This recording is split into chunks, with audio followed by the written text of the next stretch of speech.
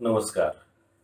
मी श्रीधर खोचीकर, लेखक मधुकर खोचीकरांचा मुलगा.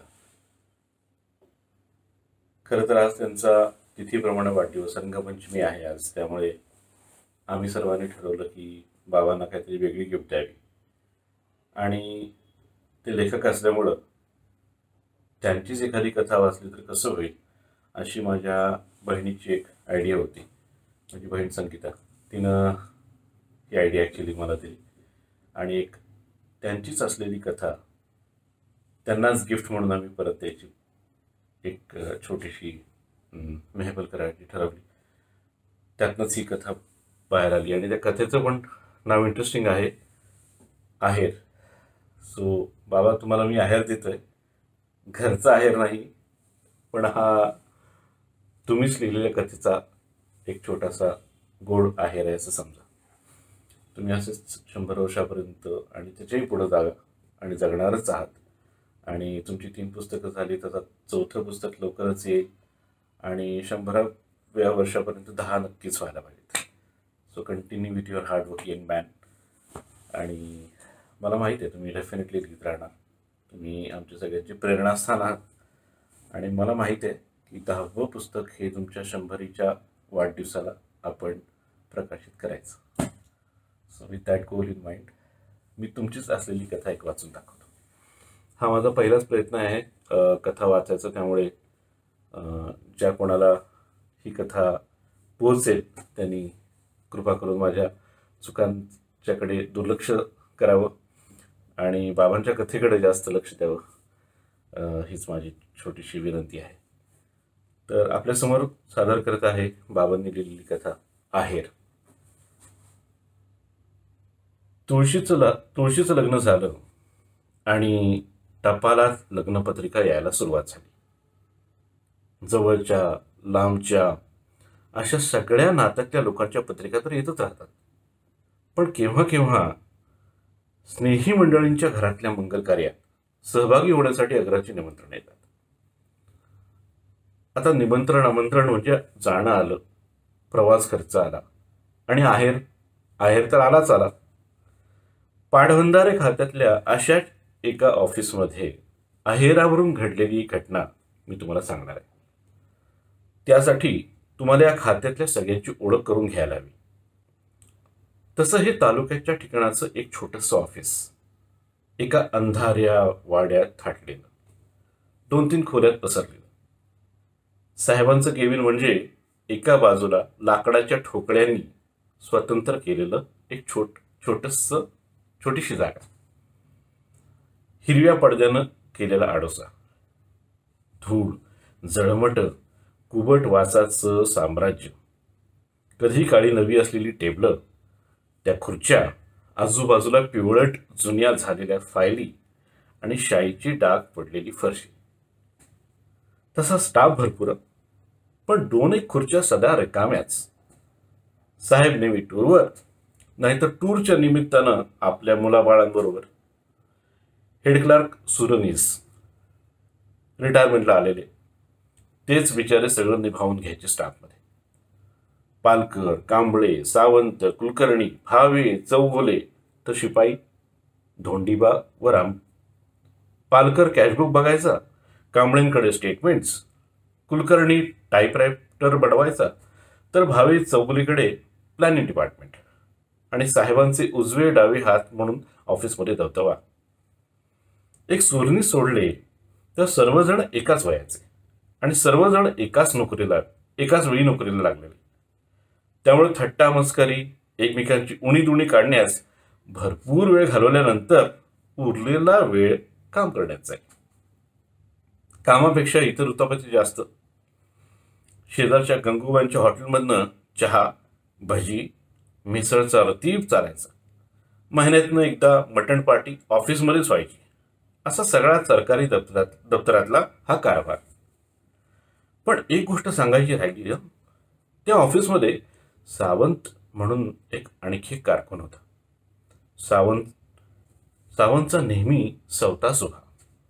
चहा, भजी, मिसळ किंवा मटण पार्टीत तो सामीलच व्हायचा नाही. एकदम चिकट आणि 1 नंबरचं चिकट.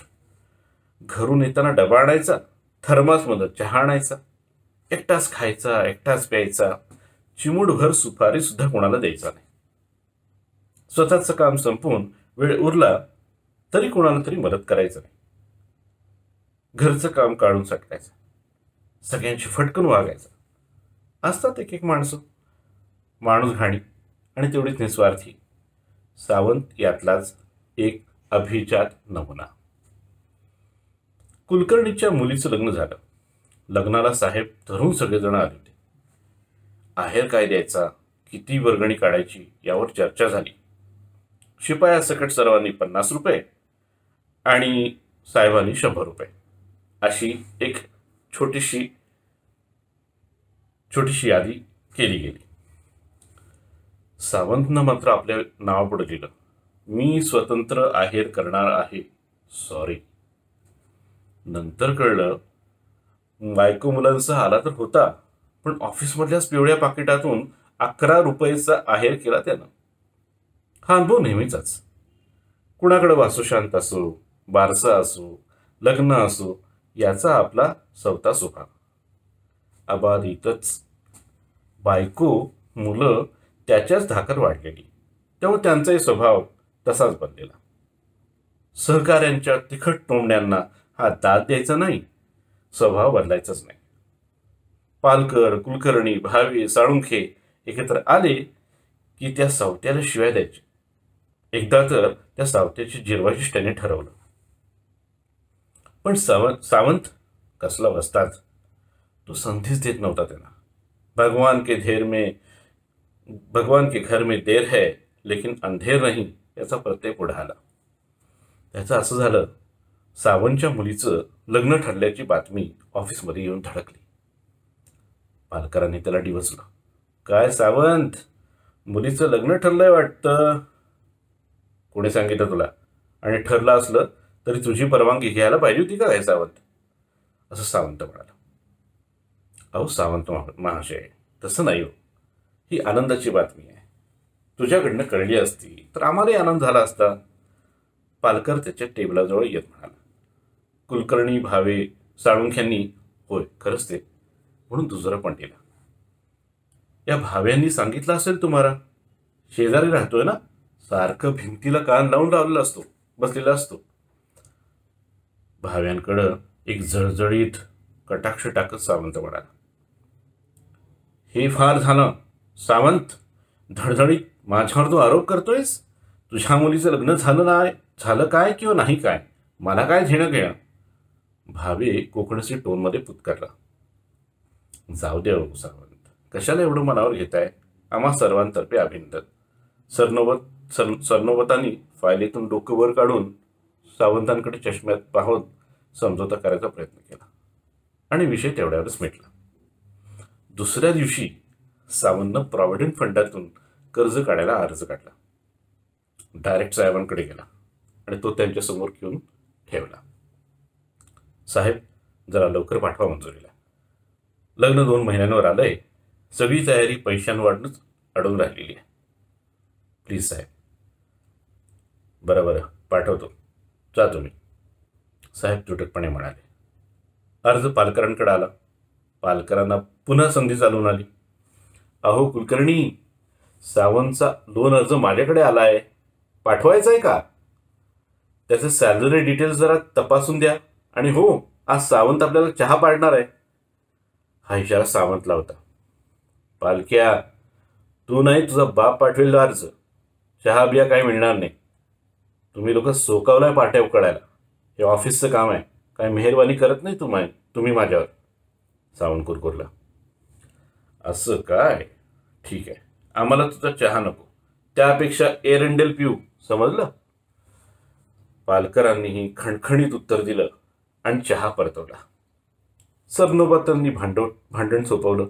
सावंताचा अर्ज स्वतःच तपासला, साहेबांची सही घेतली आणि रवाना केला. सावंतचं नशीब बलवत्तर. 15 दिवसातच मंजुरी आली. बिल ट्रेजरीला पाठवलं गेलं. सावंतानं सगळे पैसे घरी नेले. कोणी त्याच्याकडे चहा मागितला नाही किंवा पार्टी मागितली नाही. सगळं ऑफिसच आळीबिळी चूप होतं.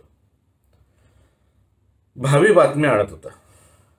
सावंतांच्या घरात लग्नाची तयारी जोरात सुरू आहे.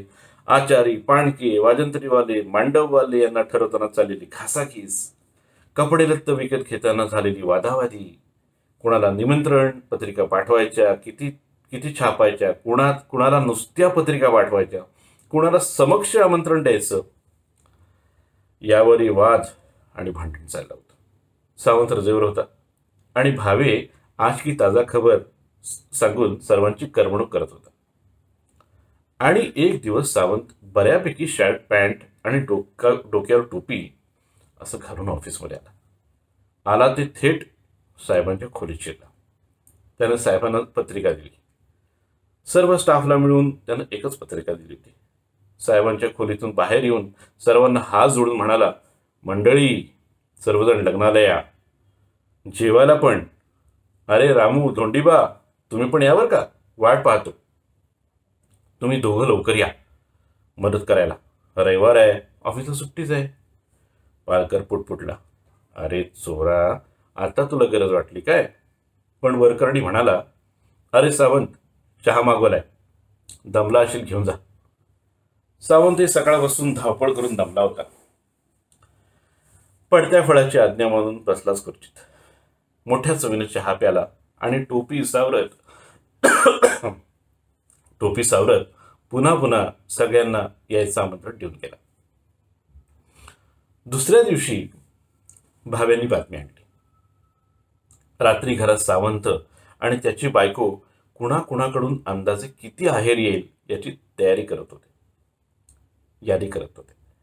सर्वजण येणार, भरपूर आहेर देणार असा हिशोब सावंत करत होता. कार्यालयाचा व जेवणाचा निम्मा खर्च या आहेरातून सुटेल असा अंदाज होता. आणि विसरलेस की तुमच्या ऑफिसला सुट्टी आहे, त्यामुळे सर्वजण येणार. दर खेपेला किती आहार देतात हो तू सगळेजण? सौ सावंत, अगं 50 रुपये अगदी शिपायापासून घालतात. साहेबांचे 101 रुपये असतात. मी हिशोब केलाय, सगळ्यांचा मिळून 551 तरी मरण नाही. आणि परत आहेर करायचं झंझट नाही. मी सगळ्यांना आग्रहाचं आमंत्रण देऊन आलोय. तू लिही आकडा, 551 रुपये. एकूण किती झाले ग? अहो, मध्येच बोलू नका हो, बेरीज चुकते माझी. एकूण 7,401 रुपये झाले. थोडे लोक गळले तरी 6,000 तरी नक्की येणारच. ही बातमी तर भन्नाटच होती. पालकरला आयडिया सुचली. सगळ्यांनी वेगवेगळी पाकिट द्यायचं ठरवलं. घरातल्या सगळ्यांनी हजेरी धरायचं ठरवलं. सगळ्यांनी मान हलवल्या. सावंताच्या मुलीचं लग्न झालं. संबंध दिवस सावंत आणि त्याची बायको देण्या घेण्यावरून हुच्चत घालत होते. कोण आलं, कोणी आहेर केला, कोणी दिला नाही हे लक्षपूर्वक पाहत होते. सर्व स्टाफ त्यांच्या परिवारासह आला. साहेबांना अर्जंट काम निघालं म्हणून ते तेवढे आले नाही. सावंतांच्या मनात येऊन गेलं, 101 रुपये हुकले. बाकी सर्वांनी श्री व सौ सावंत यांच्या मुलीच्या विवाहानिमित्त अशा सप्रेम भेटीची पाकिटं सावंताच्या हाती दिली. सावंत सुखावला. मनात हिशोब करत होता, 450 तरी नक्कीच आहेर आहे आज. सगळीकडे सामसूम झाल्यावर रात्री सावंत आणि त्याची बायको पाकिटं फोडायला बसले एकत्र. हिशोब मांडत होते, आकडे लिहित होते. सगळ्यात शेवटी स्टाफची पाकिटं फोडली. 9च्या 9. प्रत्येकाच्या नावापुढं आकडा लिहिला गेला, 1 रुपया. दोघांनी कपाळाला हात लावला. शेजारच्या खोलीच्या दाराच्या फटीतून झिरपणाऱ्या उजेडात भावे हे दृश्य पाहत होता. मनात म्हणत होता, कशी जिरवली बेट्याची. उद्या ऑफिसमध्ये हे कळल्यावर सगळा स्टाफ एकमेकाला टाळी देऊन हा प्रसंग चहा चिवड्याने सादर करणार होता. अशी छान लिहिलेली बाबांनी सुंदर एक छोटीशी कथा आहेर मी तुमच्यासमोर वाचून दाखवली. बाबा, थँक्यू. तुम्ही इतक्या लोकांना आनंद दिलाय तुमच्या कथांमधनं. आणि तुमची प्रत्येक कथा ही पहिली टीकाकार असं जे तुम्ही म्हणता ते मला वाटत नाही टीकाकार आहे, पण तिनं सगळ्या ऐकल्यात तुमच्या कथा. ते किती ती अकी आहे. आणि मी तुमची कथा वाचू शकलो यासाठी मी पण खूप लकी आहे. आणि तुम्ही अशाच भरपूर कथा लिहा. मीही माझं कथा वाचून जरा सुधारेन आणि तुमच्या 100व्या वाढदिवसा दिवशी आपण असंच परत रेकॉर्डिंग करायचं. आणि आय होप त्यावेळी तुम्ही कुठली तरी अशी काय कथा लिहाल जिचं थीम 100 वर्ष ह्या थीमला जोडलेलं असेल. So happy birthday once again. तुम्ही असेच खुश राहा, असेच आनंदी राहा, आम्हाला इन्स्पायर करत राहा. हॅपी बर्थडे बाबा. I love you. आम्ही तुम्हाके भालोबाशी. बाय.